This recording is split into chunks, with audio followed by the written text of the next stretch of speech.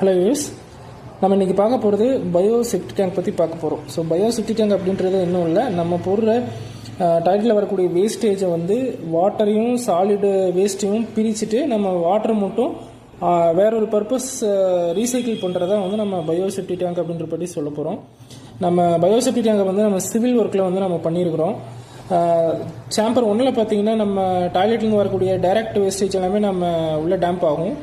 தென் அதிலிருந்து நம்ம பாட்டமில் வந்து ஒரு ஹோல்ஸ் கொடுத்துருக்குறோம். ஸோ அந்த ஹோல்ஸ் வழியாக நமக்கு வந்து செகண்ட் மேனுவலுக்கு வந்து வேஸ்டேஜ் வரும். ஸோ அதிலிருந்து நம்ம பார்ட்டிஷன் மூலிமா தேர்டு பார்ட்டிஷனுக்கு உள்ளே போகும்போது க்ளீன் வாட்டராக வந்து உள்ளே போக போகுது. ஸோ அந்த இதில் செடிமெண்டேஷன் நடந்துட்டு உங்களுக்கு இந்த அவுட்லெட் பைப்லேருந்து பார்த்தீங்கன்னா இந்த லாஸ்ட் அவுட்லெட், இந்த அவுட்லெட்டில் பார்த்தீங்கன்னா உங்களுக்கு பியூர் வாட்டர் மட்டும் நம்ம வெளியே வரும்.